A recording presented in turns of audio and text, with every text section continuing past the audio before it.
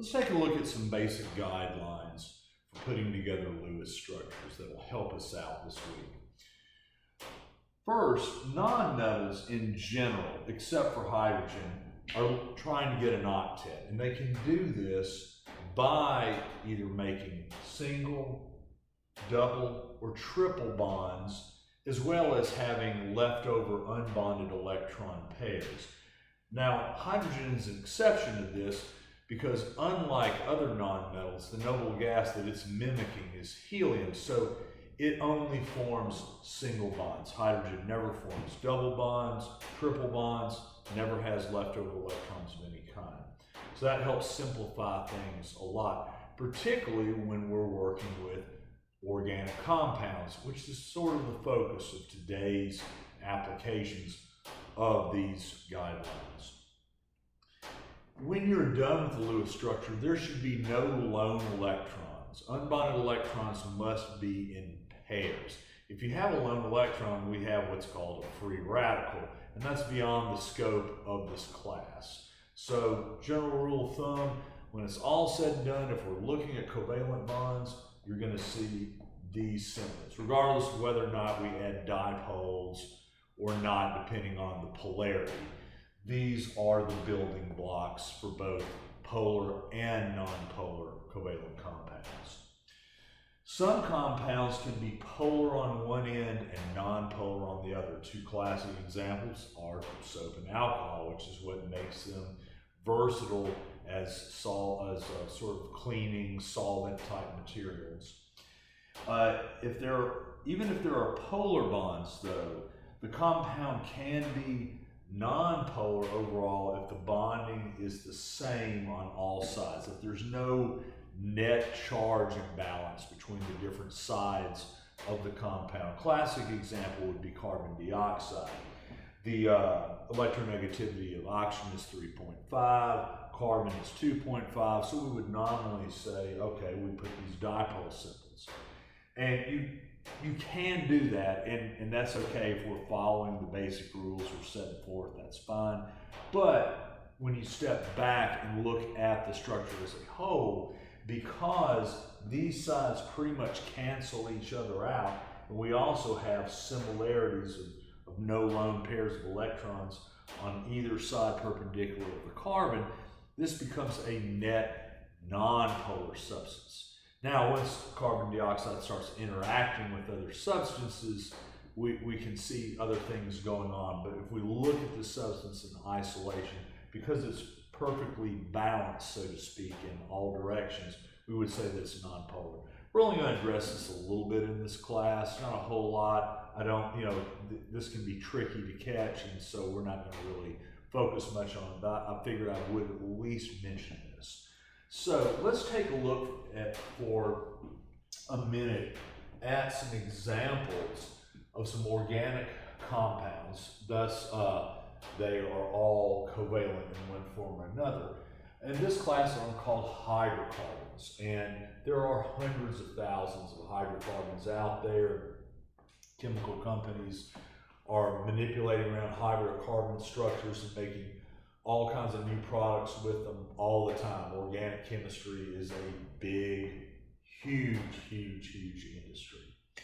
So what we see here is we have a purely non-polar building block substance called methane, aka natural gas. This is, if you have gas heat at home, this is the fuel that's coming through. And it is carbon, which has 4 valence electrons interacting with 4 hydrogens. So I'm going to go ahead and do a little bit of color code changing right here. So I'm going to let brown represent the more electronegative end of it. Of course, there isn't much electronegativity difference between carbon and hydrogen. I believe this difference is about 0.4. So it's solidly nonpolar, and it's very symmetrical in its balancing of charge distribution. So it's very much nonpolar. And this HC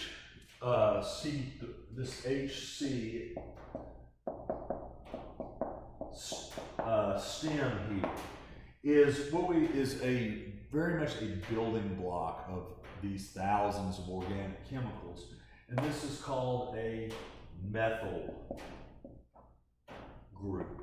And this is one of the core functional groups in organic chemistry. A functional group is something that just repeats over and over again.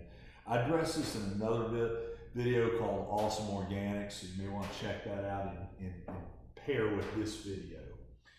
So we can actually add methyl groups together, and we go from methane to ethane, which is a 2-carbon unit.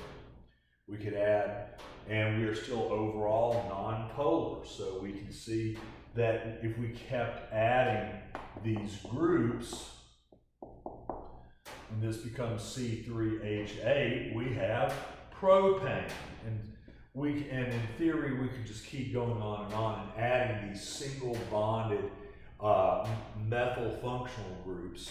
And eventually we get to the main constituent in gasoline, octane, where this chain goes out for 8 carbons.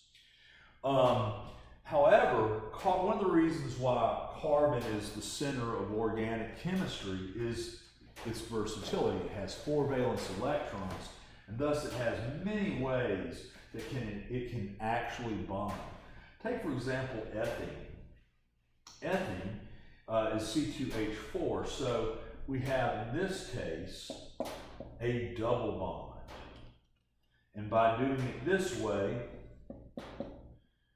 we're able to combine 2 carbons with 4 hydrogens. So we can see the octet here for carbon, 2, 4, 6, 8. And then it's mirrored on this side, 2, 4, 6, 8. Once again, perfect mirroring. We're still solidly non-polar. We can even triple bond carbon with what is called ethyne, also known as acetylene. And once again, 2, 4, 6, 8, 2, 4, 6, 8. We have octets for carbon, and as always, single bonds for hydrogen. And so once again, very intensely non-polar. However, what if we take something like ethane, which we had a second ago? Let me go back to that really quick. And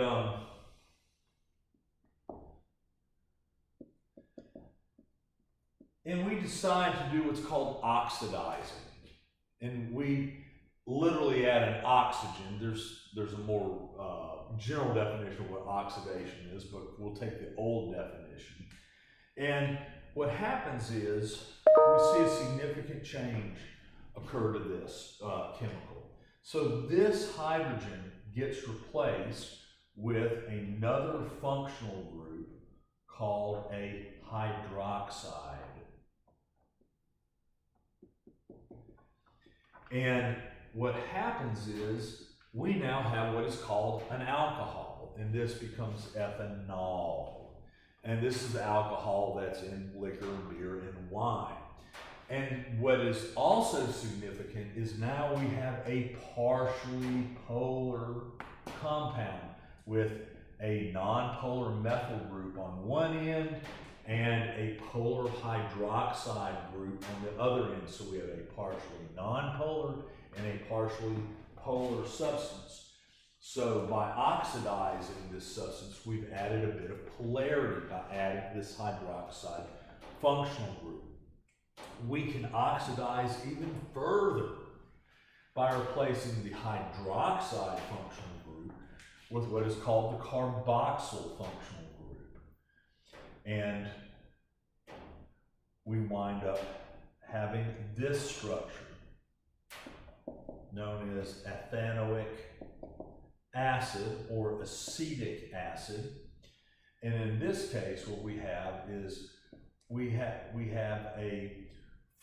another functional group called a carboxyl group, and that is basically this group known as COOH. So we would write the general formula this way. Okay, and then this functional group right here is called a carboxyl. And this component right here adds even another polar region. So we have this little unit right here by itself would be called a carbonyl unit. But it is part of a larger overall group known as a carboxyl. So this increasing number of regions of polarity makes the overall structure more polar. We most encounter ethanoic acid as vinegar. And in case you were wondering, what happens when you leave out wine? Well, you have ethanol oxidized further into vinegar, so to speak. So to really sum up where we're going here, when we get into these organic compounds, you can see the versatility of carbon as a core unit in these compounds and its ability to double bond, single bond, triple bond, and take on many units that we call functional groups. So once you've practiced on a lot of these, you'll definitely start seeing how these repeating patterns make it a little bit easier to figure out how to draw Lewis structures for them. In a future video, we're going to get a little more practice in that mixes together the polar and nonpolar covalents, as well as keeping us a little more practice in the ionics.